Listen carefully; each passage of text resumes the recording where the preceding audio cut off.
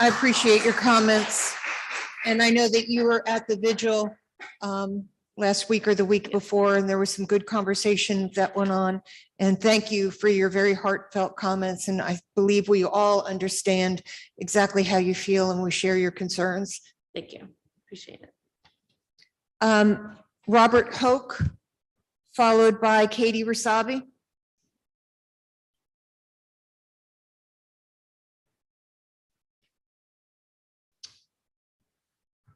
Hi, I certainly am an advocate for human rights, including civil disability and non-discrimination, plus freedom, the pursuit of happiness. And this is certainly not just for myself. Now, I am a past employer of the, employee of the Greensboro Coliseum, which I began in May. And in June of 2019, I apologetically interrupted the Tanger Center customer service manager during an interview, partly to express some empathy about my mom's recent passing in May. I was hoping for some support, but instead I received negativity. My manager shared this with me. In August, volunteers were recruited for Tanger by this same customer service manager. My email interview request included— Excuse me, would it be possible for you to step back just a teeny bit? Thank you. My email interview request would have included kind mention of my parents volunteering.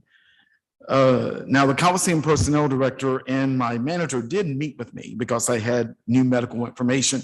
I have peripheral vascular disease disability. Didn't feel that would have to eliminate me from volunteering because there were too many stairs to climb, as I was told. I was beyond shocked and ridiculed. I was given the option to work as a sit-down ticket scanner position and had to relinquish my usher responsibilities to stay employed. Being extremely confused, I would speak to City of Greensboro Human Resources, speaking diligently to managers. Because of my persistence in seeking, I repeat, repeating thus more clarity, I would receive an alarming FedEx letter from the deputy manager of both the Greensboro Coliseum and Tanger Center, prohibiting me from further speaking to City of Greensboro personnel. The directive was to be termination if this occurred. I felt very intimidated. Was this, in fact, perhaps retaliation? I was prohibited the freedom of talking to anyone, any company executives, except my manager. Work became very uncomfortable. When I visited the Tanger Center on 3 occasions, I discovered ushers were allowed to sit down during much of the shows.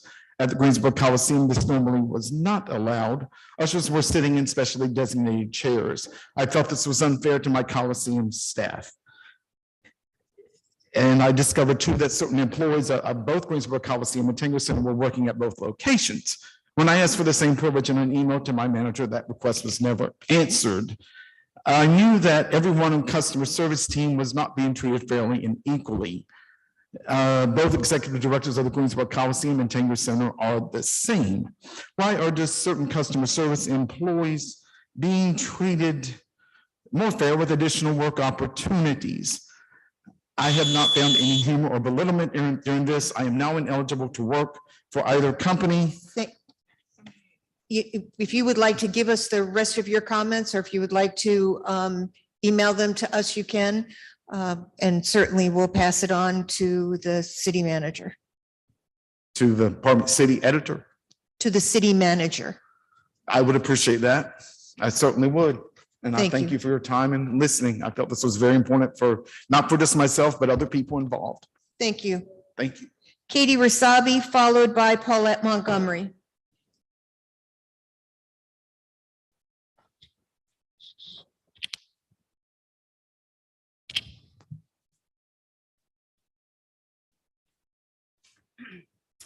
Madam Mayor and City Council members, I'm here to speak in support of our Greensboro police officers, approximately 600 young men and women who put their lives on the line for us, the citizens, every day to keep us safe. I've been campaigning for 2 years for a city council at large seat, and in all of my travels across the city in all districts, I have learned this. The vast majority of our citizens want a strong, supported police force. The vast majority of our citizens support our officers. The vast majority of citizens believe our officers are underpaid and undersupported by our leaders, and the vast majority know the police are not going around murdering innocent people. We are down over 100 officers and counting. We are losing officers weekly to other cities who pay more, have better benefits, and support their officers, especially when there is a critical shooting. The leaders of these other cities do not malign their officers in the media or give in to the demands of reckless fringe groups who care only about their agenda, financial gain, or self-promotion. Just yesterday, a 15-year veteran Greensboro police officer, Matt Hamilton, was indicted for doing his job in the way he was trained and in accordance with police protocol and in full compliance of North Carolina law. This is unprecedented and is a direct result of the district attorney Avery Crump and a majority of the city council kowtowing to self-serving, police-hating fringe groups. In the past, these groups want the body-worn camera footage edited and released with their rhetoric attached, telling our citizens what to think. The police officers want the raw body-worn camera footage shown to the public so the public can see that they are doing their jobs properly and in accordance with protocol. The police department has a disciplinary process in place when an officer does something wrong, where people with actual law enforcement experience hold the officer accountable. We don't need the city council, the Citizens Review Board, or fringe groups making decisions about proper police procedure when they do not have police training or experience. We also do not need a district attorney who advocates for authority to the grand jury for political motives at the expense of these officers' careers.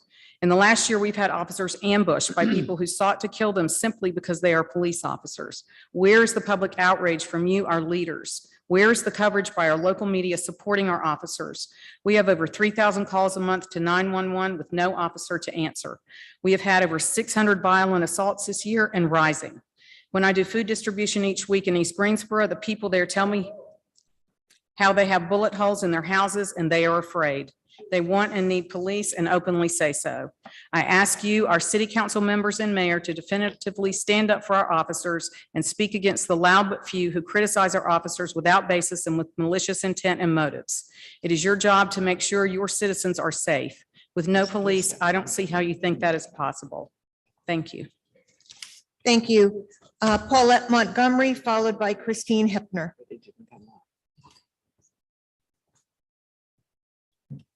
Good evening. My name is Paulette Montgomery, lifelong resident of Greensboro and member of the recently founded organization, The Mob, Making Officials Behave. Here we go again. An unarmed person of color murdered by another Greensboro police officer. Joseph Lopez, scared, crying, slumped in a chair, unarmed, is shot squarely in the face by Officer Hamilton. Not sure where that training comes from. Shot squarely in the face. I guess the police brutality in this town shouldn't surprise me anymore. I was 14 when the Greensboro massacre happened, watched it on the nightly news while we were eating dinner in total disbelief. I do have to ask a question though, and I'm not meaning to be snarky. It just looks like it. Do you actually offer training in how to cover up on officers' crimes? Honestly, it sure appears that way. Same MO every time. Officer kills a citizen, they go straight into victim blaming. His death was due to drugs, as in the Smith case, or I thought he had a gun, when in all actuality, body-worn camera or testing shows otherwise. Hamilton and other officers stepped in and assisted in the cover-up by moving the body, then gave false stories to investigators. Very reminiscent of the cover-up of the Marcus Smith case, isn't it? I think so. And I guess what I want to know, is this really okay with you guys? Is it? Because if it is, we all in this room need to know if this is okay. No answer. So it's okay. Your silence says it's okay for this type of brutality. Get it? Right now, you're governing a city with one of the highest crime rates in the country, with decades and decades of documented brutality to persons of color. Why would anyone want to move here, much less raise a family here? I myself just recently moved from the Summerfield area to the Guilford Hills area, and I feel like I live in Chicago with sirens day and night, at least 8 times a day. And Guilford Hills is a 27408 neighborhood. And I just honestly don't understand why you guys would want police brutality and racism as your legacy when you have the golden opportunity to turn this city around by being transparent, taking accountability, and fixing the mistakes. Isn't that what we teach our own children? When I was a manager, that's how I was trained and trained my people. I want to know why are you destroying my hometown by allowing this brutality to continue? Do something, stand up and say enough is enough. Take a stand for the people for once. Christine Hefner, followed by Hester Petty. Christine Hoffner. And Attorney Rasabi would say I'm part of the mob. Could you put the microphone a little closer? Is that? I've lived in Greensboro only 2.5 years, and GPD has killed several unarmed people of color during that short time. We all know this racist police violence is city council's responsibility, so you need to put policies in place that safeguard people's lives. It's encouraging to learn several city council members are advocating for public viewing of the body-worn camera video for the Lopez case. Meanwhile, it may surprise some of you to hear what Attorney Rasabi says in his press release as lawyer for your co-defendant, Officer Hamilton. Those of you receiving campaign contributions from the Greensboro Police Officers Association may be especially interested to know Mr. Rasabi makes a compelling case against the GPD training and standards that you are responsible for. I'll parrot 2 aspects of Mr. Rasabi's press release. First, Mr. Rasabi is explicit about Officer Hamilton's following his training. He says Officer Hamilton, quote, is facing a serious felony charge for doing his job in accordance with training and experience received from the Greensboro Police Department. He also says, quote, everything leading up to the shooting was consistent with GPD training and standards. So you may not see the problem with this until a second aspect of Attorney Rasabi's statement is considered. Then it becomes strong condemnation of City Council's training and standards for GPD.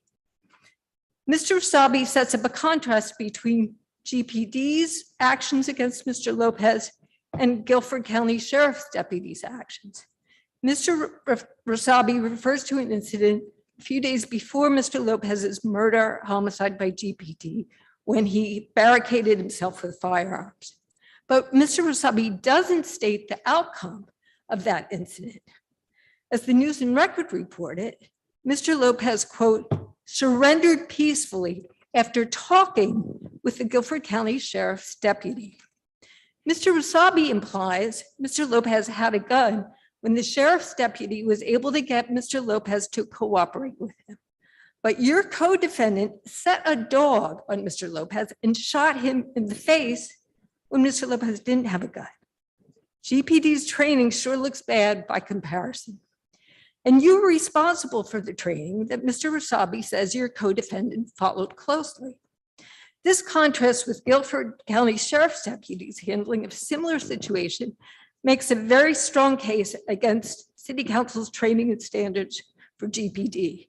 Do you have the integrity to spur you to take action? Perhaps upcoming elections will be motivation? Thank you. What do you say? Hester Petty, followed by Coran Burt.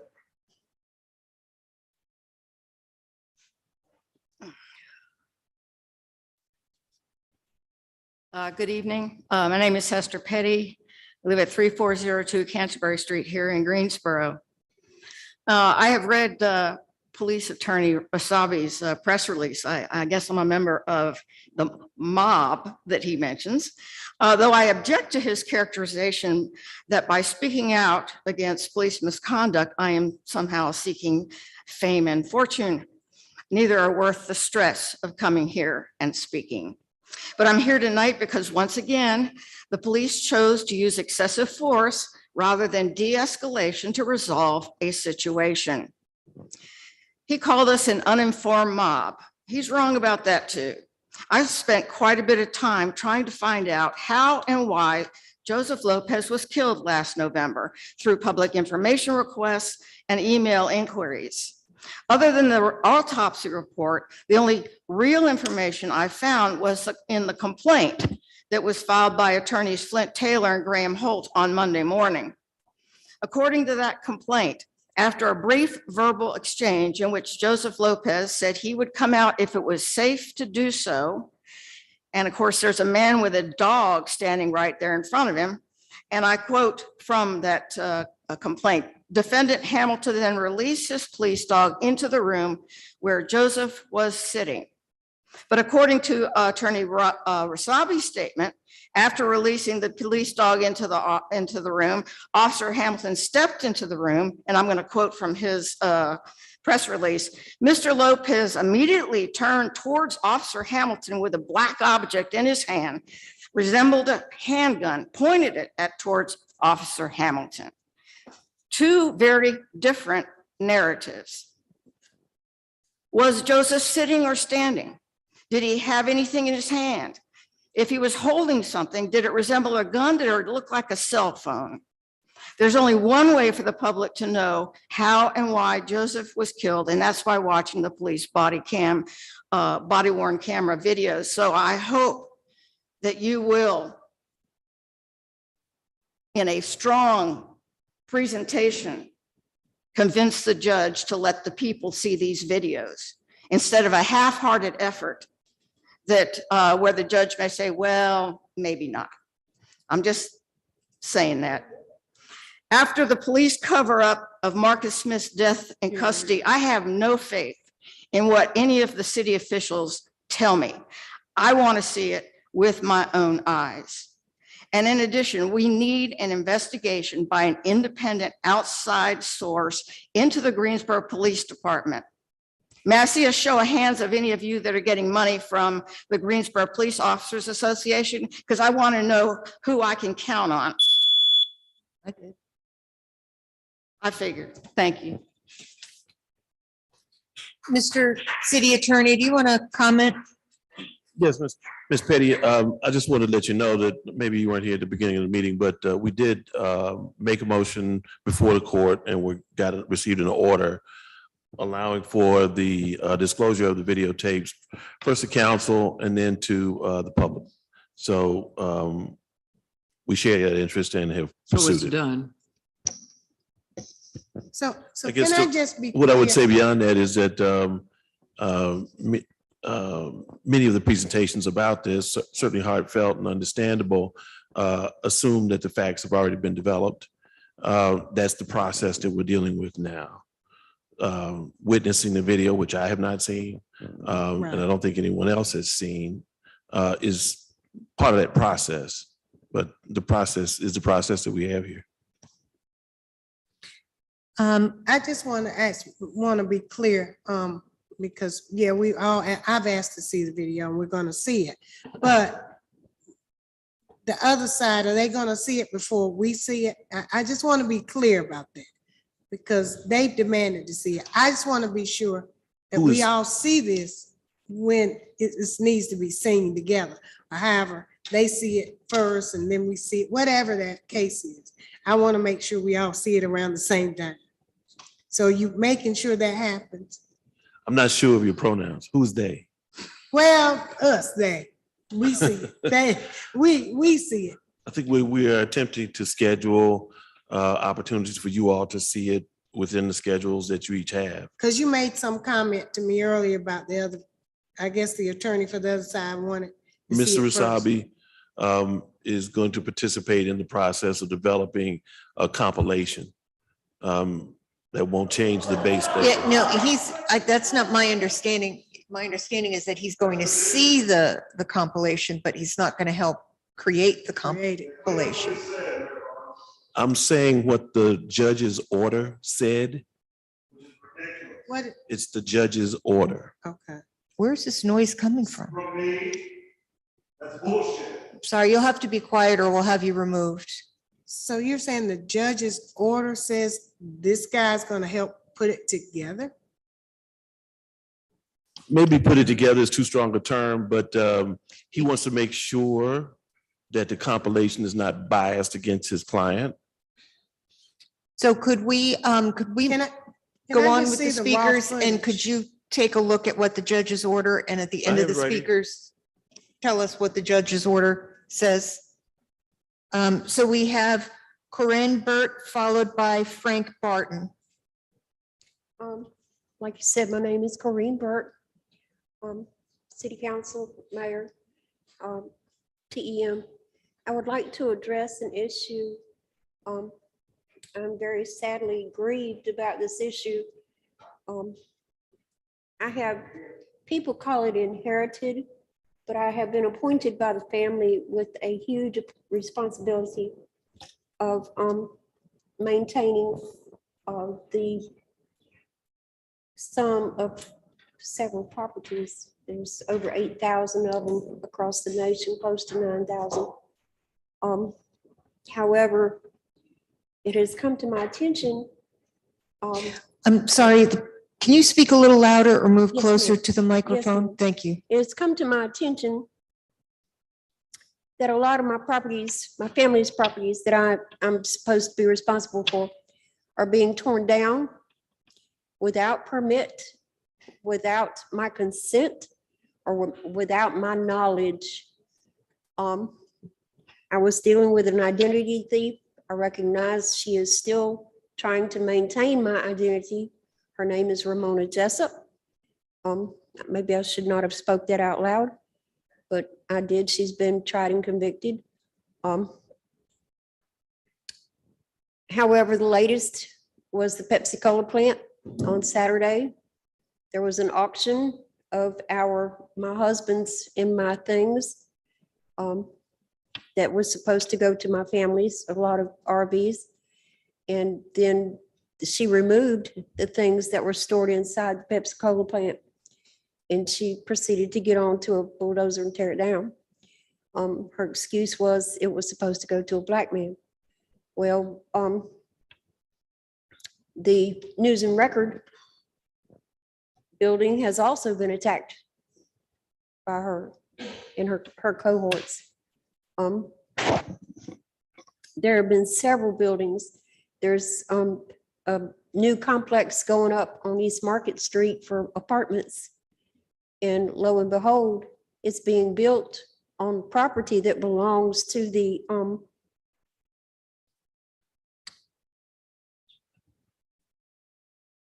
United House of Prayer for their future expansion, but is dubbed as a mass apartment complex, a mega apartment complex.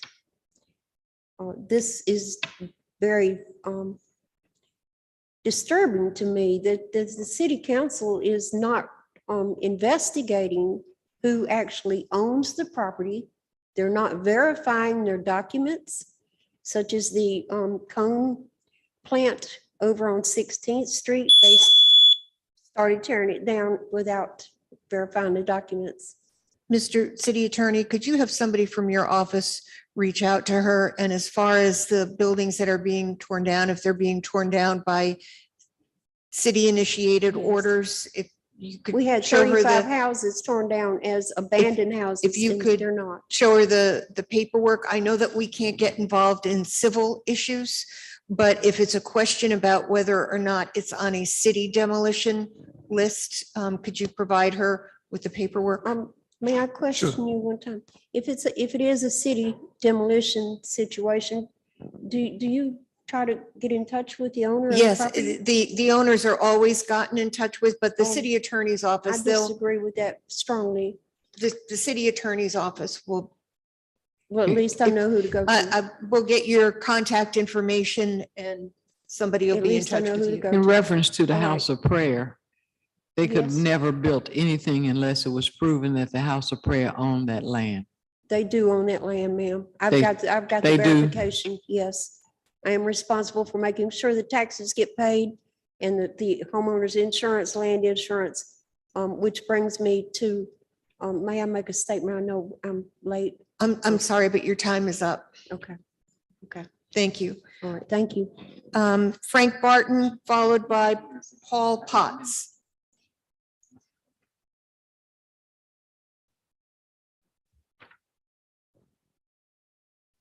Hi, my name is Frank Barton. I'm an AG teacher with the Guilford County School System, and this is my support. And we're here to share with you a project that the AG department worked on in Guilford County Schools. They were working on a Do You Have a Voice lesson in the school system program, and it went through several topics, but one of the things that came about was, could they have a project at their school that showed their voice? And so they researched what was needed at their school as a community project, and they found that they needed a blinking school zone sign outside. So the school is located between Yanceyville and Summit. You take Spry Street as a cut through. And that has a lot of traffic flow on it, especially in the morning with people getting to work and the kids being brought into school. There in the picture you see where they created a letter writing campaign, because I went to speak with the city manager when he was being introduced to us. And I said, would you like me just to share the information or bring the letters? And he said, bring the letters. So this kids moved forward. They came to create their bulletin board for the school, and it says, do you have a voice? Yes, you do. So let it be heard and use the printed word. And they did. They wrote letters, over 800, and they've been brought to you to be put into your files. Their letters are why they should have a flashing zone light, not just the zone signs that they have. Some of the points they researched was the cars do not know that they are in a school zone. Cars move too fast to be near a school zone. Slower moving cars would not scare kids who are walking near the school. The front of our school is picked up and drop off station for students. School zone flashing lights would alert drivers to slow down when they approach our school. Research shows that flashing school zone lights reduce the vehicle speed. Our school is located between the two streets, which I said, Summit and Yanceyville, and you cut through as a shortcut with Spry Street. If cars are going at slower speeds, if an accident was to occur, there would be less damage. Other schools with less traffic than ours have flashing school zone lights. And the final sentence in their letter they wanted to share with you was, I hope you will be willing to help us because safety and the well-being of all young voters is important. So that's your voices from Rankin Elementary School. Thank you so much. A Thank few you. of us had an opportunity to go to Rankin not so long ago. I think Mrs. Hightower, Mrs. Thurm, Mrs. Boozwaiter and I. Yvonne Johnson. Yeah, you were there, is a- Dr. Well. I know this is a concern of the students because I spoke to you Yes, about ma'am. that before. You told me to have and, the open I'm mic glad night. that the students went through and came up to say something to us, but we'll have to talk to our transportation department about those things that you want, All right, the thank you. flashing light and the signs. But we'll do something about it. We appreciate it. We'll try Thank to you. do something about it. Thank you, young lady. You want to say something? Yes, thank you. Thank you. So we do have one more speaker, Paul Potts, unless Del Stone and Louis Medina have arrived. If not, Mr. Potts will be our last speaker.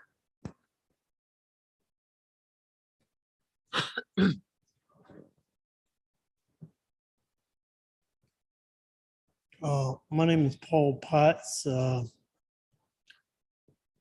I have been put in all kinds of situations because of what I've been through. And even though the mayor, you say all the stuff that you're against, you still let it pass through because I'm a victim of it. So I'm just saying, I was a victim of having a stroke and my job taken away from me because nothing else was done about it. That's just the way they done it. And nothing you did nothing about it because I contact you.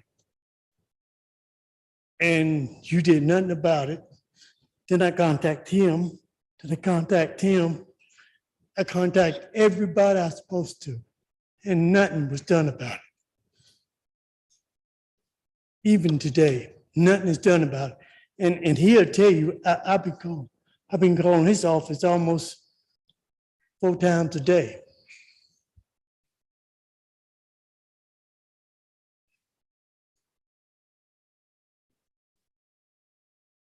What department did you work for? I work for Came, Equipment services. It was equipment services. Equipment services? that's the department I work for now. And they put me on this job just to shut me up. And I've been talking about this thing ever since I've been on this job, almost 2 years. A year, it's going on a year and something. And I don't like the job. Because my job is what you're sitting in, what everybody's sitting in and everything, that's me. That ain't them. That was what I did, not, I thought of that.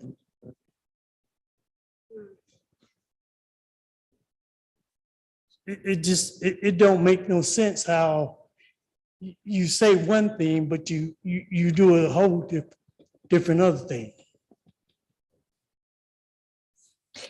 Mr. City Attorney, I'm sorry, City Manager.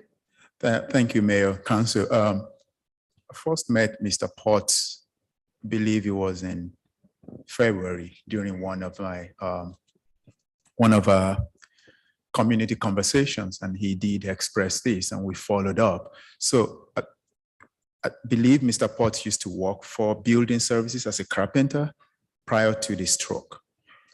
But as a result of that, he was moved to a place where he could work more in equipment services to accommodate his disability, his physical disability. And after we met, we made sure that we went through HR, talked to different people, including his prior supervisor and current supervisor.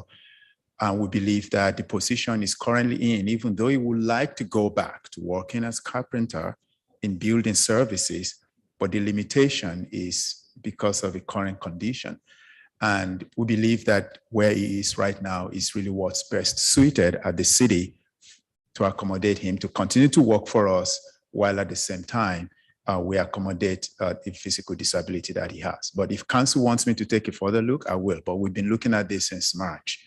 And he's still employed by us. We believe that where he is right now is really where we can best accommodate him, considering the physical limitations that he has because of this prior stroke. Okay. Now, but you just said that you couldn't put no kind of emphasis upon what situation you've been in upon your job.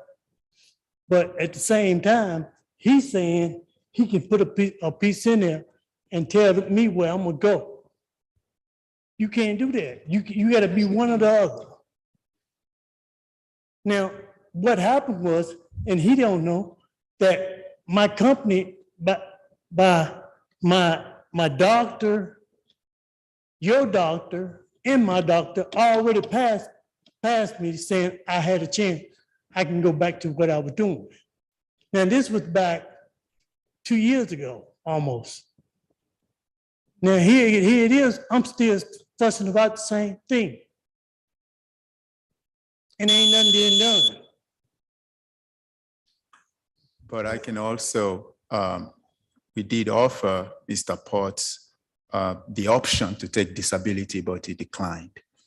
And so this is something we've walked through. And while I understand he would like to go back to what he used to do, but that work involved things like climbing ladders, Which I'm doing putting things already. together. What's the difference what I'm doing now? I'm doing the same thing he's telling you this now. What's the difference? I do it on the side, the same thing. We certainly don't know the specifics of the job you had before and the job you have now. And that is really something that needs to be handled through the city manager's office and the HR department. I'm glad you want to work. I think it's important for people to work, and certainly being a city of Greensboro employee, we want you to be in a position that makes you happy. But if there are some limitations, there are some limitations, and I certainly don't know what they are. And that's what I'm trying to find out. What limitation is he saying? Because I don't see it. What he's saying is the same thing. He's saying the same exact thing over and over again, what my limitation was. But guess what? I can still do the same thing I was doing back then. Ain't no difference. The difference is your thought of it. And that ain't the right thing, because I can build them. I still can build them. We appreciate your position. And I don't know if HR is still looking at the case or. No, they ain't even looking at that. I'm telling you. So, yeah. So I believe that finishes our speakers from the floor Mayor, we on don't have no non-agenda items. I'm resolution. sorry. We don't have a resolution to this. Well, I was Is he gonna? Getting ready to call on the city attorney Oh, okay. after we said that we have closed speakers from the floor and just want to make sure that nobody else was here. Mr. City Attorney, if you could answer the question. Yes, I'll just read the actual order from the actual judge, Judge Wood. Petition granted, the. Wait a minute, hold it. Squirt, pump the Read brakes. it slow. Wait a minute, what are you getting ready to read? The body worn The camera? question that was asked earlier Are we about addressing the it with nature Mr. of the Potts? body worn. I didn't get a resolution for Mr. Potts, not in my mind. So that was the first thing I was asking. Are you reading the body worn camera? Well, I was Thanks. asked to read the body worn camera order, and I'm prepared to do that, but with respect to Mr. Potts, it just seems to be somewhat inappropriate to talk about the details of his HR situation. Right, I don't ask you to talk about the details, but I guess it's just like it left hanging. Like he said, then you said, but It's it just not seems, really, I guess I want to feel like you're trying to find some kind of resolution or something. Give some kind of extra effort on this. That's what I feel like. We talk about disabilities and we just had this celebration and all of that. And this gentleman has had an unfortunate health issue. But he's still alive and thriving and wants to be a vital part of our society and our workforce. And so I'm just looking to see where we're gonna find some kind of maybe compromise. Maybe you can't, I don't know. But it just seemed like we just kind of left it. And he just kind of walked away I and we think- just moved on. So I just guess I would like to see some resolution to that, maybe. Well, I thought we left it that it was in HR and the city manager's office and that we did not have the information to make a decision, and it really wouldn't be appropriate for us to do that, especially not knowing any of the background information. But And I get believe that. we left it with the city manager and HR to try to find some sort of a job that would make Mr. Potts happy, And given his restrictions. and I didn't hear all that. So that's why I'm looking to hear Okay. just that. And I didn't hear that. Okay, Okay. now, okay, Mr. City Attorney. yes. We would And I talk was about asked to the read, body the- worn camera release. yes, the order which was issued today by Judge Wood states, petition granted, it was petitioned by the city. The custodial law enforcement agency shall release to general public the following portions of the recording. And it goes through to say 10 body worn camera recordings captured by 10 Greensboro police officers that depict the incident resulting in the death of Mr. Lopez from the time the officers arrived at the storage shed in which Mr. Lopez was located on the property until Guilford County EMS began life-saving treatment. It says the court places the following conditions/restrictions on the release of recordings. The GDP, this is handwritten, so the DGDP may prepare a compilation of the recordings, which must be reviewed and approved by counsel for Officer Hamilton before it is released to the general public or anyone. So earlier when I said what I said, I think I was correct.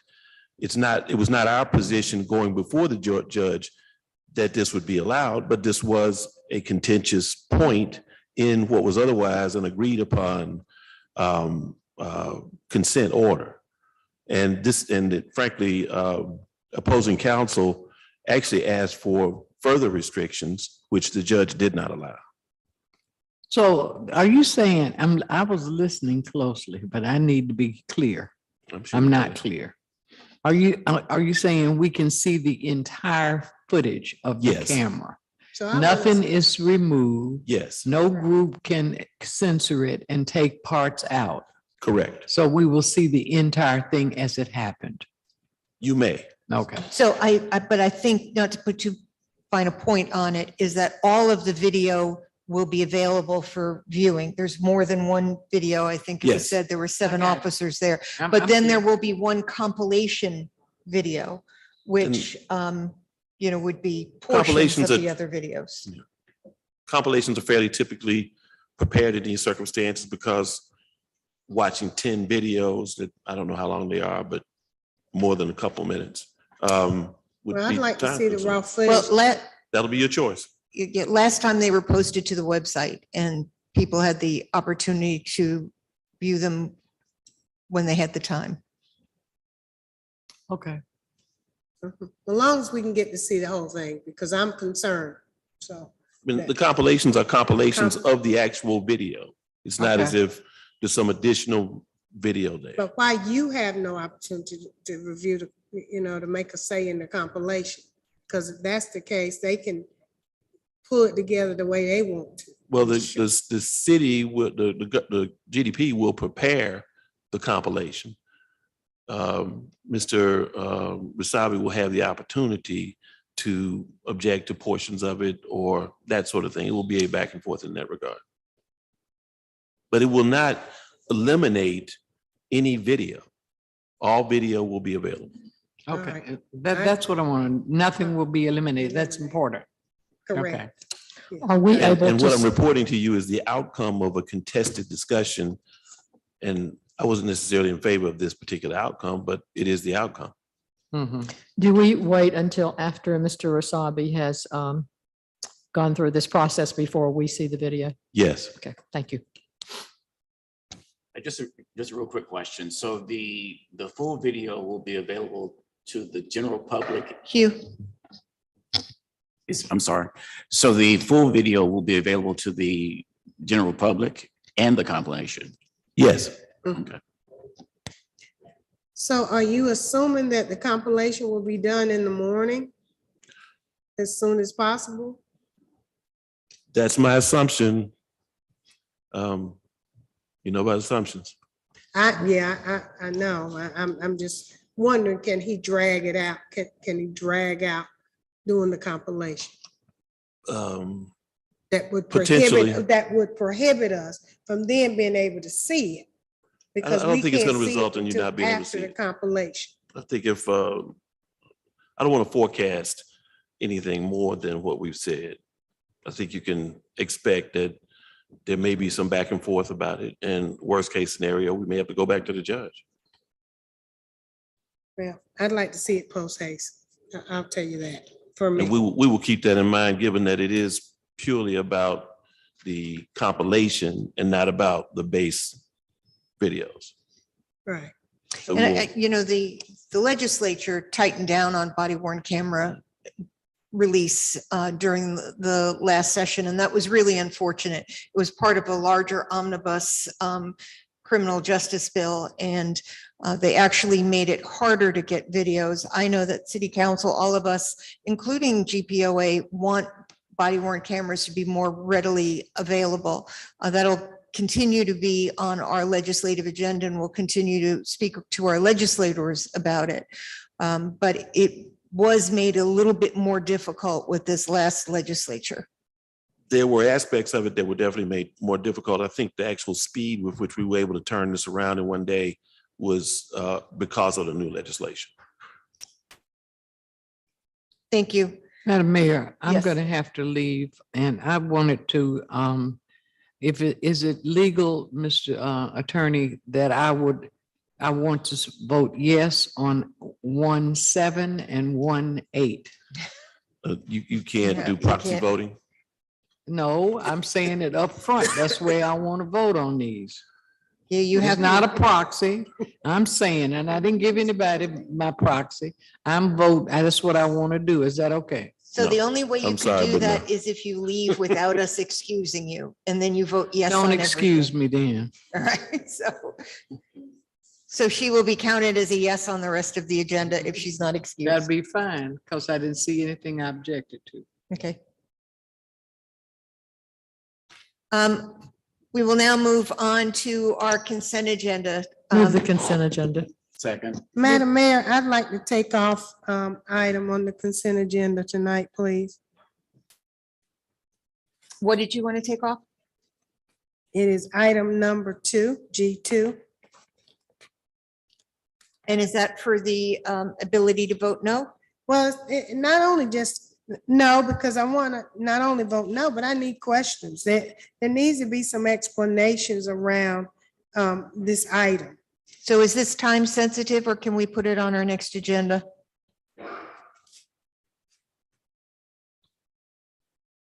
We can put it on our next agenda? Okay. Then if we would put G2 on the next business agenda. And how do I get my questions answered? Because they seem to go on a vacuum. So there's several concerns around this item and residents and things like that. So we will have Ms. Arkin reach out to you with your specific questions and they'll be on the next business agenda. So do we have a motion to move the consent agenda minus G2? Move the agenda. Move the agenda. Mrs. Hoffman, seconded by Mrs. Thurm. Council, please vote. Mrs. Hoffman? Mr. Holston? Yes. Dr. Wells? Mayor Pro Tem? Yes. I am a yes. Mrs. Abuzawader? Mr. Outling? Yes. Mrs. Thurm? Yes. And Mrs. Hightower? Yes. And that passes 9-0. We now move on to public hearing. And H.1 is a public hearing for public comment on the recommended fiscal year 2022-2023 annual budget. We do have 2 speakers signed up, Beth McKee Huger and Katie Rasabi.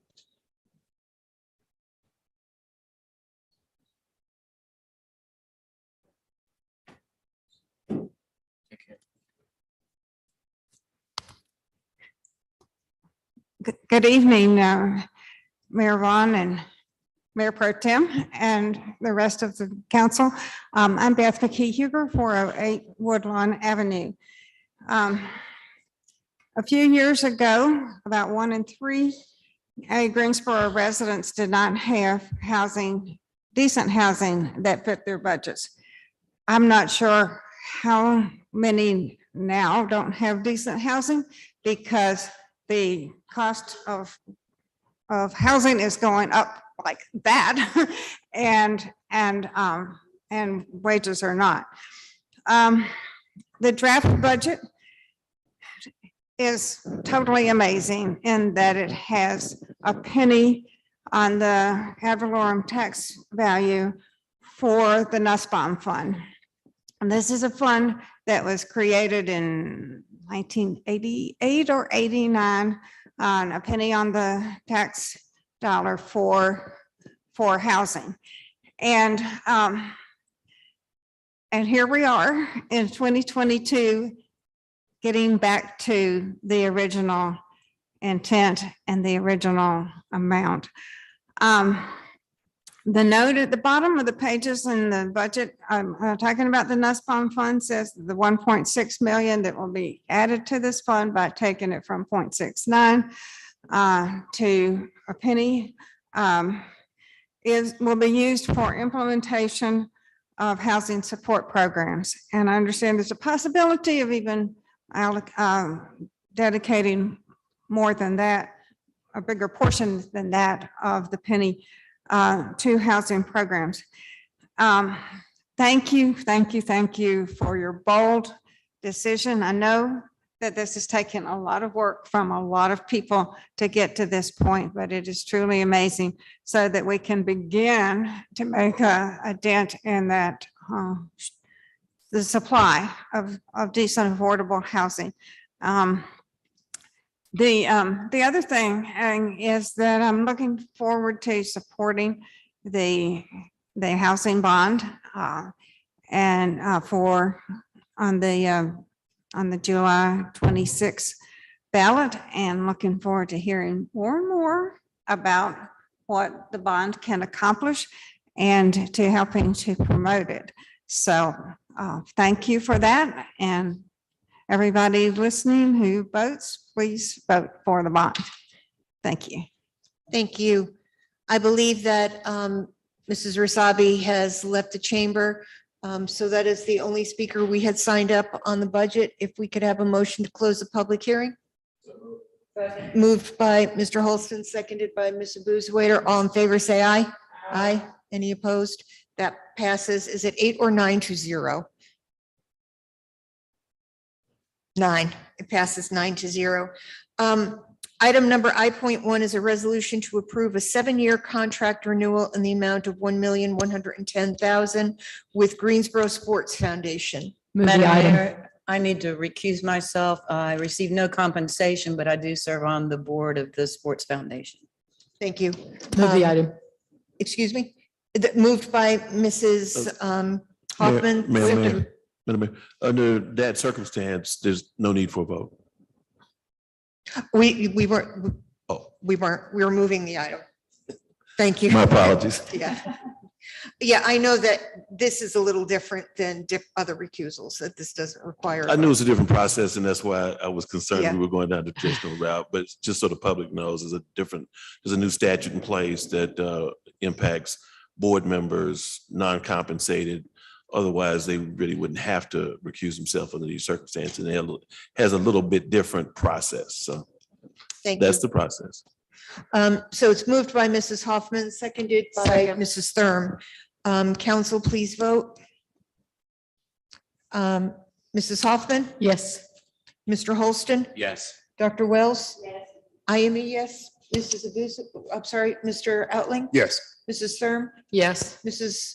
Hightower? Yes. And that passes 8-0. Item number I.2 is a resolution authorizing contract 2022-11005 in the amount of $268,600 with Kimley Horn and Associates for a downtown parking plan. Move the item. Second. Moved by Mr. Holston, seconded by Dr. Wells. Council, please vote. Mrs. Hoffman? Mr. Holston? Yes. Dr. Wells? I am a yes. Ms. Abuzawader? Yes. Mr. Outling? Yes. Mrs. Thurm? Yes. And Mrs. Hightower?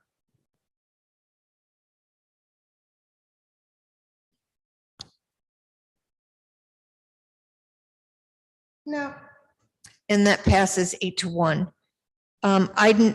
Item I.3 is an ordinance in the amount of $1,194,875, establishing the budget for fiscal year 2022, 2023, Greensboro Urban Metropolitan Planning Organization activities. Now, this is a little different. I know many of us are on the MPO. We sit as a board, but since it is actually another municipal authority, that we don't have to recuse ourselves from voting on this. Do Move we the have a item. motion? Moved by Ms. Abuzawader, seconded by Mrs. Thurm. Council, please vote. Mrs. Hoffman? Mr. Holston? Yes. Dr. Wells? I'm a yes. Ms. Abuzawader? Yes. Mr. Outling? Yes. Mrs. Thurm? Yes. Mrs. Hightower? Yes. And that passes 9-0. Item I.4 is a resolution to contract with Housing Consultants Group for home buyer program education and administrative services for the Housing Connect GSO program in the amount of $400,000. Move the item. That was moved by everybody, I think. So I heard Dr. Wells, seconded by Second. Mrs. Thurm. Council, please That was vote. not Ms. Thurm, that was Ms. Hightower. Okay, well, I'm sorry, it's hard to hear with all these plastic things up. Council, please vote. Mrs. Hoffman? Yes. Mr. Holston? Yes. Dr. Wells? Yes. I'm a yes. Mrs. Abuzawader? Yes. Mr. Outling? Yes. Mrs. Thurm? Yes. And Mrs. Hightower? Yes. And that passes 9-0. And I'm looking forward to working with Housing Consultant Group I think we're in a critical time right now in our housing. And so I'm looking forward to what she can do, what this organization will continue to do as they've helped residents be able to purchase homes. And there's some new things coming. So I think this is a positive. So. And I second that emotion, Councilwoman Hightower. It now couldn't be an even more important time with homelessness, housing, workforce housing, and the like. This is the time, and this is the time to invest. And this group has had good successes in the past and looking for even more in the future. Absolutely. We will take I-5 and I-6 together. I-5 is an ordinance to approve fiscal year 2021-22 emergency rental assistance program funding for the amount of $427,453. Item I.6, ordinance to authorize the allocation of the 10 million Guilford County ERA funds to ERA 1 and ERA 2 in the amount of $5 million each. Move the item. Second. This is I-5, and I think I heard Okay. Mrs. Thurm, seconded by Mr. Holston. Council, please vote. Mrs. Hoffman? Mr. Holston? Yes. Dr. Wells? I'm a yes. Ms. Abuzawader? Yes. Mr. Outling? Yes. Mrs. Thurm? Yes. And Mrs. Hightower? Yes. And that passes 9-0. We need a motion on I.6. Move the item. Second. Moved by Mrs. Hightower, seconded by Mrs. Thurm. Council, please vote. Mrs. Hoffman? Mr. Holston? Yes. Dr. Wells? I am a yes. Mrs. Abuzawader? Yes. Mr. Outling? Yes. Mrs. Thurm? Yes. And Mrs. Hightower? Yes. And that passes 9-0. Item I.7 is a resolution authorizing a commitment of $450,000 to the Servant Center for Servant House Transformation. Move the Move item. the item.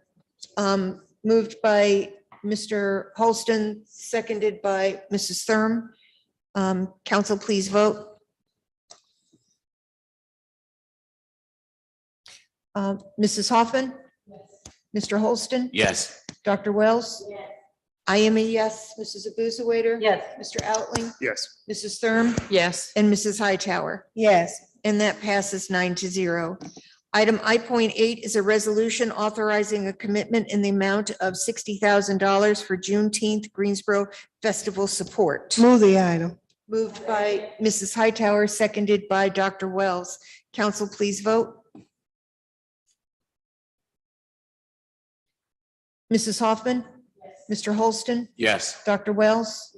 I'm a yes. Ms. Abuzawader? Yes. Mr. Outling? Yes. Mrs. Thurm? Yes. And Mrs. Hightower? Yes. That passes 9-0. And I'm looking forward to the celebration and the commemoration of Juneteenth. This funding will help them for the next 4 years, but I also would like to see the city get more involved and participate more financially in assisting this. This is now a city-paid holiday for our employees. It's also a federal holiday as well. And so Juneteenth is African-American commemoration, just like a 4th of July. And so we want to recognize that. But I look forward to the festivities coming up on, there's about a week of them, but the 18th and the 19th of this year will be down at LeBauer Park. We'll start at LeBauer and end at Barber Park. So I think it's a time for a Black celebration of Black joy, Black power, and Black empowerment, but it's also a time to inform, educate, and empower people. So this event is twofold in many ways. And I think it's very important for our community to be able to recognize what Juneteenth really means. And I think a lot of people have a misimpression of it. It's not a party with a purpose. It's a time to learn and to be formed, but to honor those who went before us and lived a horrible life. And this is a time for us never to forget and to fight for freedom and justice and fairness and equity, which we don't seem to be doing a good job of achieving, but it's to continue to keep it on the forefront. So we look Thank you. forward to that. I will say that the Juneteenth holiday in preparation has come a long way. Mrs. Hightower, appreciate all your work on behalf of the city. having those first Juneteenth festivities. And it even persevered through COVID, which was, very neat, the way that it was all done online 2 years ago. So thank you. And this is going to be a big celebration. Well, I can't leave out my partner in cohort, April Parker. So Yep. thank her and now the Juneteenth Yep. GSO committee with Princess and several others have really put forth a lot of effort. But it's come a long way from when we had it in Nina Flowers' backyard. And so it's. Thank you. Anybody have a board or commission appointment or they want to make? No? Okay, council comments, Mrs. Hightower? So I have some comments here this evening. Matter of fact, I have a long list of concerns. I think some of them I want to touch on, but one of them, I did want to thank Restoration Ministries for a community day this past Saturday. I don't have a lot to commemorate because I have been, as I say, quarantined. So Saturday was my first day kind of officially out. Felt good, but we were outside. And it felt good to be out again in the community. This community is always doing something, whether it is a food giveaway or a clothing giveaway. And this is what Saturday was, but it's also to a fellowship with one another for the young people as well. So this community is quite active. I do want to also apologize to the Lopez family. I am sorry that they are experiencing this tragedy. I think anytime you lose a life, it's always very sad, and even though regardless of the unfortunate way it was done, and all that will come to fruition, but I do want to apologize to them. I'm very sorry that happened, and sorry about the events in New York, as well as the young children who lost their lives recently. It's a very tragic time. We've really got to look at this gun violence in a different way, I think. But I know that that's very controversial for some, but the bottom line is any life lost at gun violence is tragic. And I just think we need to really look at how we address gun violence. I do want to applaud Guilford County. On last Thursday, they did a resolution where they looked at gun violence as a health issue. And as you know, our Cure Violence program that we have looks at violence, as a health epidemic. So I'm looking forward to partnering with the county now. They've done that to expand Cure Violence program in the community. So I really appreciate them addressing that. It's sad that sometimes it takes a tragedy before we really start to address certain issues and concerns and bring them about. So I'm very appreciative of that as well.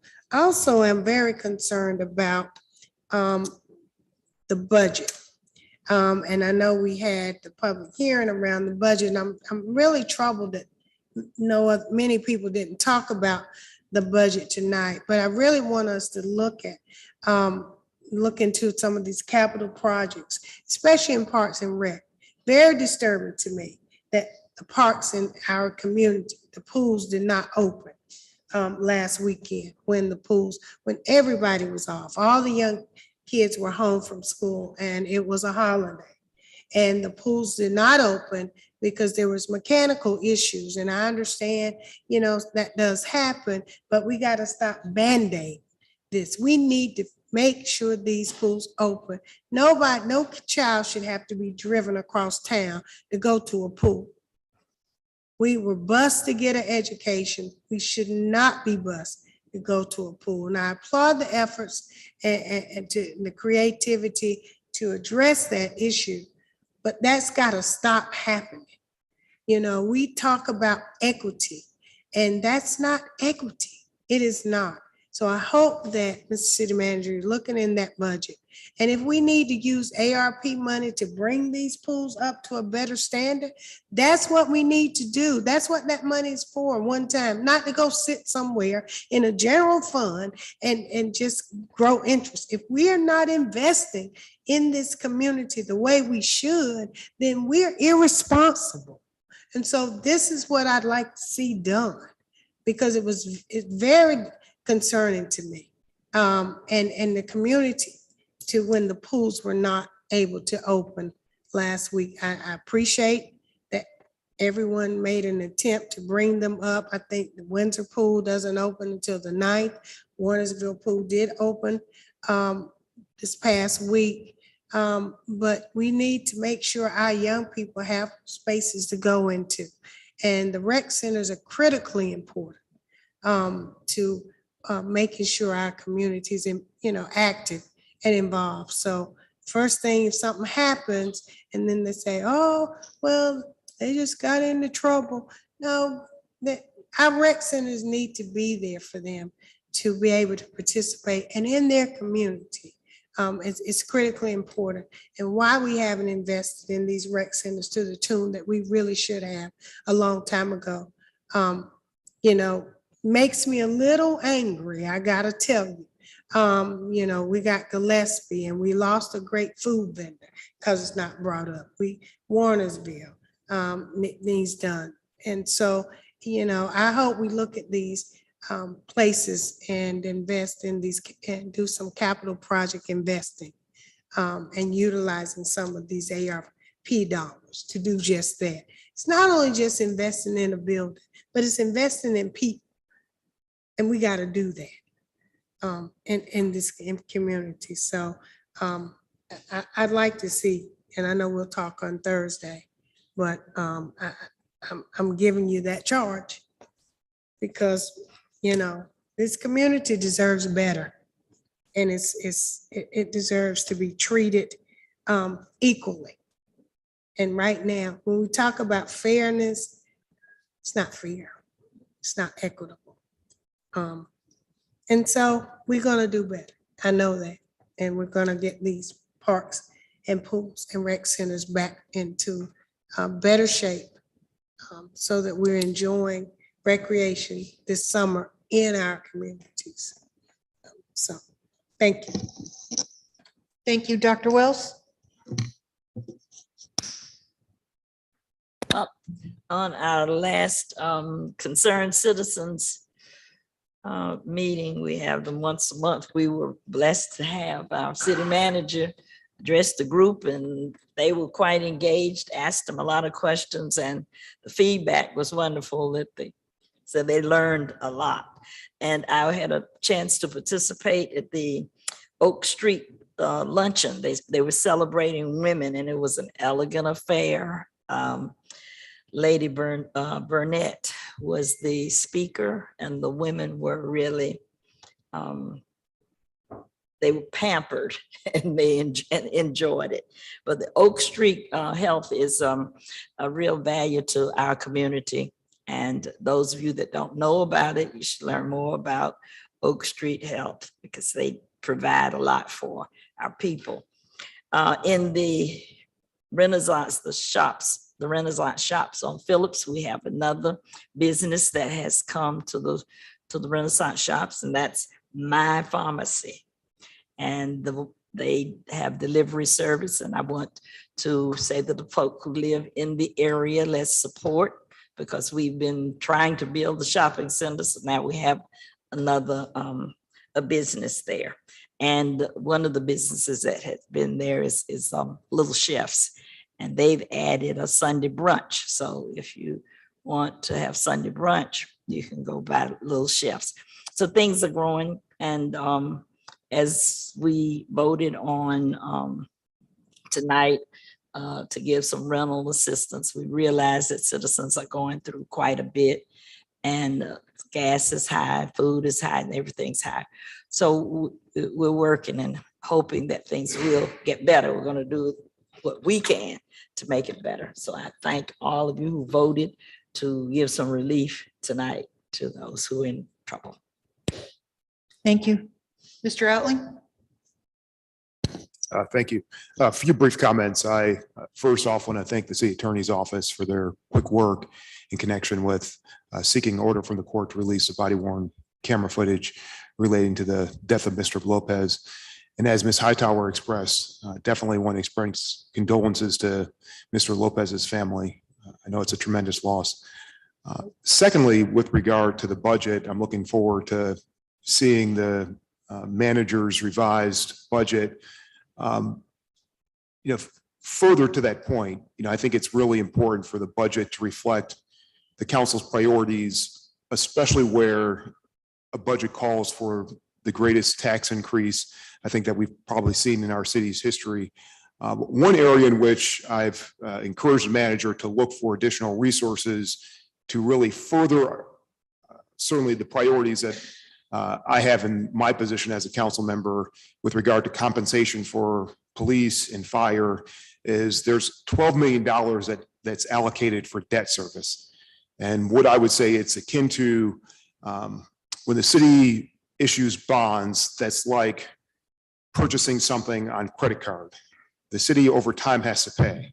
As a part of its budgeting process, the city budgets how much it's going to pay on its credit that's extended. And in this budget, there's $12 million for the bonds, which may or may not be approved on July 26th. Considering how much of a tax increase is called for by the proposed budget, at least as it was presented, as well as how large that sum is for the debt service or paying on those bonds, I certainly think it's appropriate to first make sure that the priorities are reflected in the budget, including with regard to police pay, fire pay, and the like, such that if we're increasing taxes and reducing the ability of people to make ends meet, because the money must come from somewhere, especially in this time of high inflation, high costs, you name it, we first exhausted all of our resources before looking to a tax increase. And I think we should prioritize existing spending, existing priorities before looking to take on more debt and have to pay more in that regard. And so, again, thank you to the city attorney's office, and I look forward to the presentation of the revised budget from the manager. Mrs. Hoffman?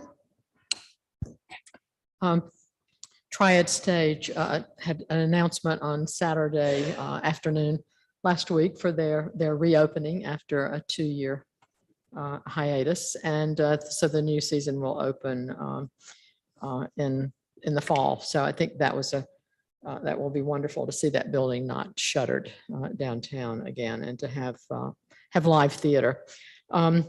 On Sunday late afternoon, I joined others at the first community picnic on the Greenway, and it was, of course, the weekend was absolutely beautiful in terms of our weather. So, so that was really a terrific first event, and hopefully we continue it. And very good news, the local government commission met today, and our bond package was easily approved. It was the first thing on the agenda since I had to recuse myself, and but Mr. Holston was on the call, as well as Marlene and Larry, but there were really no issues, no discussion, and the staff was recommendation was fully supported by the staff. So that's good news for us, both for our $135 million package and our revenue bonds for water and sewer, I think was 95. So very good news for us. Thank you. Mrs. Stern? Just a couple of things to tag on to the budget discussion. You know, I view our assets are critical pieces of our city, and that those assets consist of not just our buildings, but also our people. And as Councilwoman Hightower and Councilman Outling talked about what they hope to see, I also want to raise the issue that we have more people than just fire and our police department that are underpaid in certain areas. And I'm hopeful that we can find money in the budget to start bringing everybody up to the level that they should be at, and a level that we are, one, not losing employees to other communities around us, and two, that we can be proud of the compensation that we give to our employees. So that's that piece. I also want to welcome Chief Biffle, who is with us today. I think that's you over there. Yep. Welcome you and wishing you the best as you start in this new interim position. So thank you very much for all that you do for Greensboro.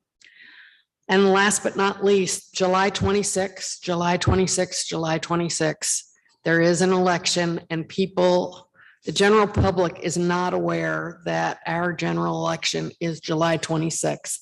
I talk to people every day that I'm out knocking on doors. People do not realize that.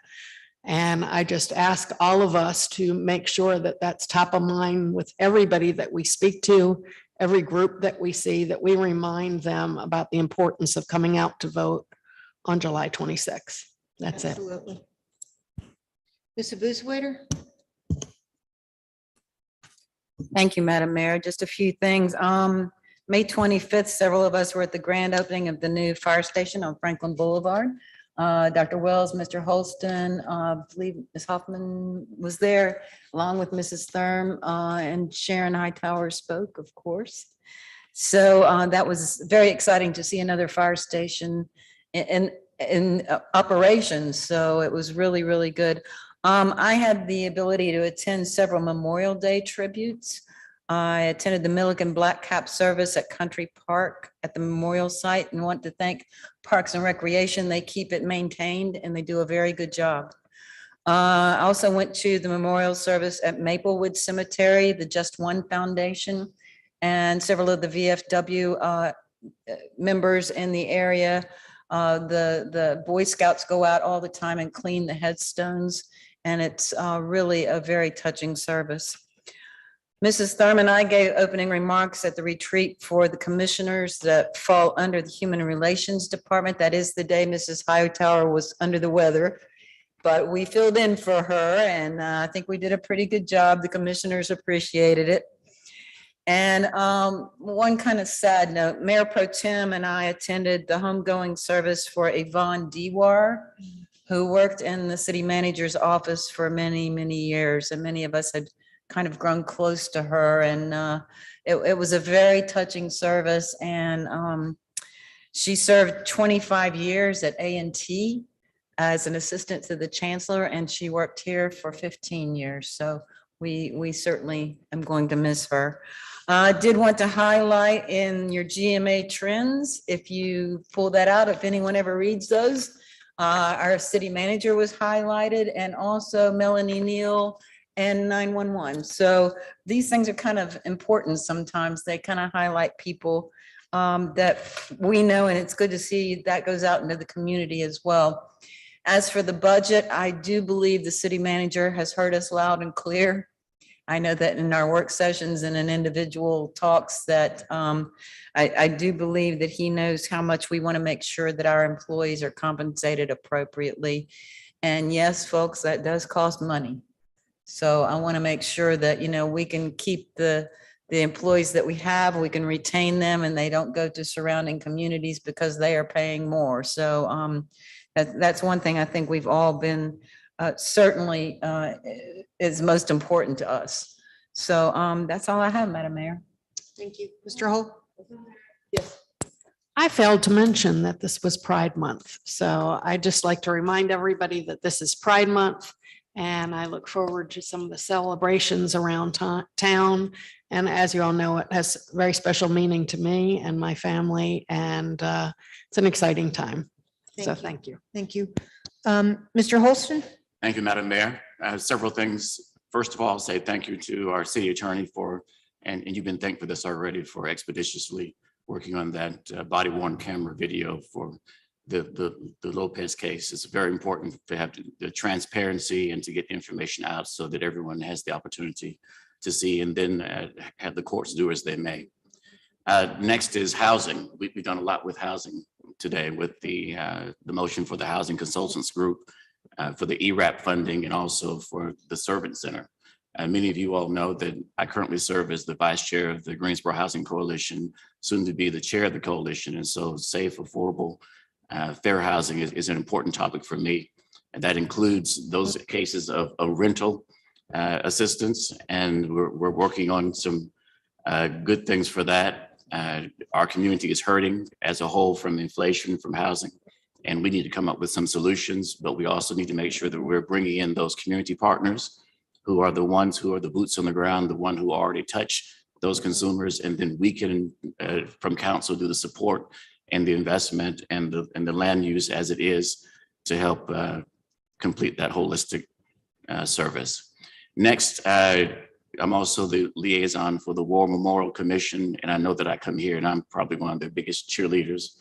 I'm sure there are others here on council, but they've been doing just some phenomenal things. All the events and activities that have been going on, they do continue and they're concurrent. But what I want to say here is that the chair of the War Memorial Commission, she served her last meeting just this past week. So Chair Maxine Bateman, I want to thank you for your service. Thank you for all the work you've done and bringing us through COVID, and looking forward to new leadership and even more successes at the War Memorial Commission. I also want to say the Greensboro Alumni Chapter of Kappa Alpha Psi is celebrating its Kappa Week this week. That group, our group, had a service project on Murrow Boulevard yesterday, a cleanup project, and it needed a lot of cleaning up. So I do encourage others to get engaged with community service and go out and do something for a community. I know that Councilmember Hightower has the Love Your Block, which is an exciting program in District 1, I believe also in District 2. And I've seen the energy and the passion that comes from that. And we all need to take a little bit of time to make sure that our communities are a little bit better each and every day. And I'm not going to go into the budget. I think Dr. Wells mentioned it, or someone mentioned it well enough, that a city manager has our marching orders, looking at our priorities, trying to bring that number down from 66 and a quarter to as close as we can get it to 54. And I know there's a smile coming in somewhere, but we're just making sure that we're the good stewards of the taxpaying dollars of the citizens of Greensboro. And I believe that does it for me, Madam Mayor. Thank you. Thank you. I do want to express our condolences to Assistant City Manager Trey Davis on the loss of his mother. I know that that she was in the hospital for many weeks and that he was traveling back and forth between here and Durham. And we certainly give him our best wishes. Again, Interim Police Chief Biffle, welcome. It's kind of trial by fire, but we appreciate your strong leadership and we know that you're going to help us get through these next few weeks. So thank you for being here. The budget, you know, I think we've all said that it is our priority that our employees be compensated adequately. We are the third largest city in North Carolina, and I think we have to make sure that our employees are paid accordingly. We've all asked for a salary study. I think as we're looking at next year's compensation, we also have to look at what other cities are proposing. We've heard some massive numbers, $7,500 sign-on bonuses, increases of anywhere from 9 to 14%. So as we're looking at the numbers, I think we have to realize that these are today's numbers and that we still need to be competitive with what our peer cities are doing. So I know that we've got a salary budget work session on Tuesday. I think it is going to be very important. You know, certainly I believe that the city manager and staff knows what our direction is. And I look forward to this discussion on Thursday. And I certainly hope that it will reflect getting all of our employees to the points that they need to be, where they can be competitive and we can be competitive. So, Mr. City Attorney. Well, then I've said enough today. Yeah. Mr. City Manager. All right, thank you, Mayor. Just a couple of things. First of all, thank you, Councilmember Hightower, for reminding us of the pools. They're very important. But I'd like to be able to say that the Windsor pool passed inspection, and so will be open this weekend. And I believe that Warnersville, Windsor, and Lindley will be, and the spray grounds will be operating this weekend. And our goal really going forward is that we need to move past this Band-Aid approach to this. And so we will have a plan hopefully going forward.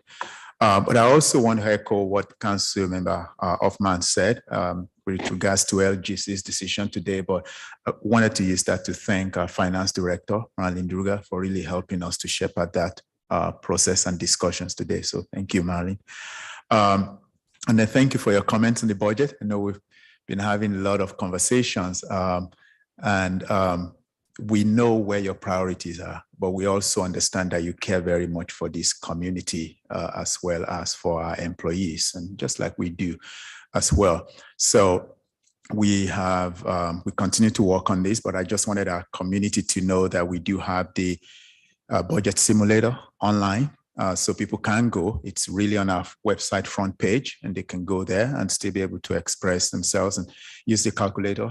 I've used it myself. Very easy, very intuitive. And I think that is also very interactive. So folks should go on there. June 9th, we have another work session. And during that work session, we're going to be talking compensation. And I believe part of that will be discussion around Nussbaum on June 9th. June 14th, we will have another, well, actually June 9th, we were not able to listen to the water and sewer presentation last time. So we'll have Director Borchers be presenting that to us on June 9th at the work session before we dive into compensation. That's very important for us to know about that. And then on June 14th, we will have economic development conversations. And of course, June 21 is adoption. While today, yes, council closed public comments on budget, I will still encourage our residents and businesses to continue to reach out to us with regards to their thoughts and our employees as well with regards to their thoughts on the budget process. June 21 is adoption, but we want to make sure that we hear everyone before we get to that point. So once again, thank you. That's all I have. Okay. If nothing else, do we have a motion to adjourn? Motion to adjourn. Moved by Mrs. Abuzawader, seconded by Dr. Wells. All in favor, say aye. Aye. Aye. Opposed?